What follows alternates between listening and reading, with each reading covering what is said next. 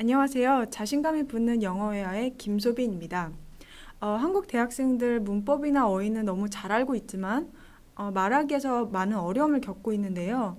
그 이유는 연습할 수 있는 기회가 없어서입니다. 제 수업은 그런 연습할 수 있는 기회를 주고 재미있게 말하기 연습이나 게임 등을 통해서 재미있게 배울 수 있는 수업입니다. 무엇이든지 반복하거나 재미있게 배우면 자신감이 자연스럽게 늘겠죠? 제 수업은 초중급 레벨, 즉 기본적인 리스닝은 되나 말하기가 어려운 학생들 대상입니다. 대부분 영어로 수업이 진행되긴 하지만 10%는 문법, 10%는 어휘, 그리고 나머지 80%가 말하기에 집중되어 있습니다.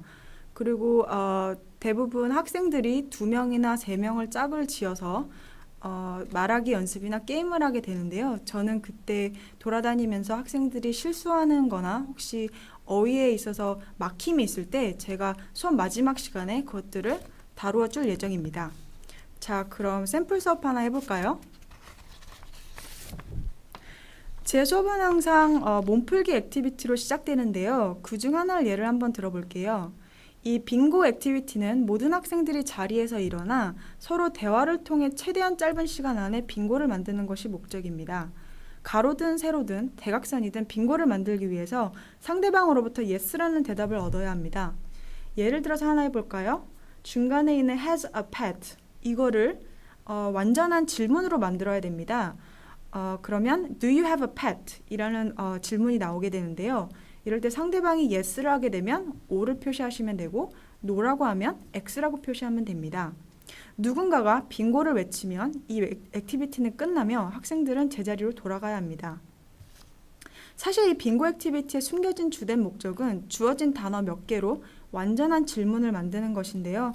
이러한 연습은 실제로 회화를 해야 하는 상황에서 많은 도움이 됩니다. 자, 이제 본격적으로 오늘의 샘플 수업을 들어가 볼까요? 샘플 수업의 주제는 조동사입니다. 가장 기본적인 조동사 can에 대해서 배워볼까 합니다. can의 용법에는 여러 가지가 있는데요. 그 중에서 ability, 즉 할 수 있는 능력이 있느냐 없느냐를 뜻하는 can을 배워보기로 하죠.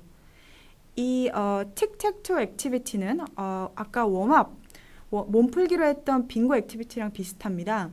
can을 사용하여 질문을 만들어내는 액티비티입니다. 예를 들어 paper plane, 종이 비행기를 하나 해볼까요? 이 단어를 이용해서 Can you make a paper plane? 이런 문장을 만들어내야 됩니다. 그리고 단답형으로 답변을 하다기보다는 그 다음 연관된 질문을 함으로써 자연스러운 영어회화를 할 수 있는 기회를 마련해주는 액티비티입니다. 자, 이번 액티비티는 앞서 배운 can의 또 다른 용법, 그리고 have to, 그리고 don't have to를 섞은 액티비티인데요. can의 다른 용법은 허용되는, can't일 경우에는 해서는 안 되는 이라는 뜻을 갖고 있습니다. 그리고 have to는 꼭 해야 할, don't have to는 할 필요가 없는 이라는 뜻을 갖고 있는데요. 이 네 가지 조동사를 동시에 사용할 수 있는 액티비티는 스피드 퀴즈로 형태로 진행이 됩니다. 각 학생에게 다음과 같은 종이가 주어지고 거기에 쓰여져 있는 직업들은 상대방에게 비밀이며 can, can't, have to, don't have to를 사용하여 그 직업에 대한 힌트를 말해줘야 합니다. 이런 힌트를 이용하여 조동사를 자연스럽게 연습할 수 있는 액티비티입니다. 자, 이제 조동사의 마지막으로 should에 대해서 배워볼까요? should는 주로 advice, 뭐뭐 하면 좋겠다 할 때 쓰는 용법인데요. 이번 액티비티는 보드게임 형식으로 진행됩니다. 3명이 그룹이 되어 한 명은 보드에 있는 문장을 말해야 되며 나머지 두 명은 그거에 대한 조언을 해주시면 됩니다. 물론 should나 shouldn't를 사용해야 하시고요. 예를 들면 어떤 학생이 Oh man, I'm really tired 이렇게 말하면 나머지 학생들은 You should take a nap. 넌 꼭 낮잠을 자는 게 좋을 것 같아. 아니면 You shouldn't go to bed so late.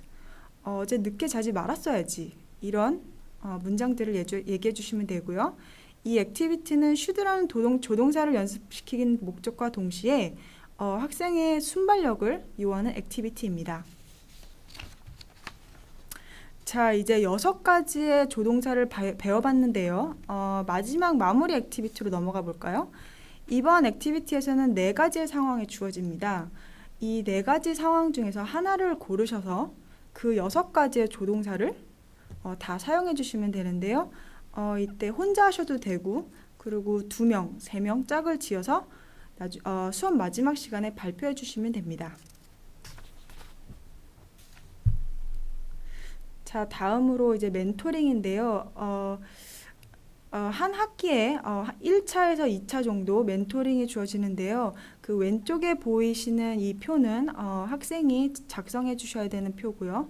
두 번째 표는 제가 2차 멘토링 때 스피킹 테스트를 하는데 그 스피킹 테스트의 레벨 테이블이라고 보시면 됩니다. 스피킹 테스트는 주로 제가 수업에서 나왔던 토픽들을 주제로 제가 질문을 많이 할 거고요. 1차에서는 제가 학생들이 아직까지 어떻게 영어를 배워왔으며 왜 영어 공부를 하고 싶어 하는지에 대한 상담을 해드릴 겁니다.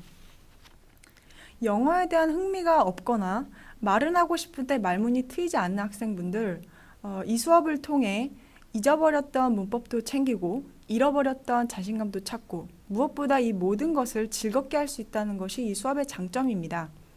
그럼 수업 때 뵙기를 기대할게요. 감사합니다.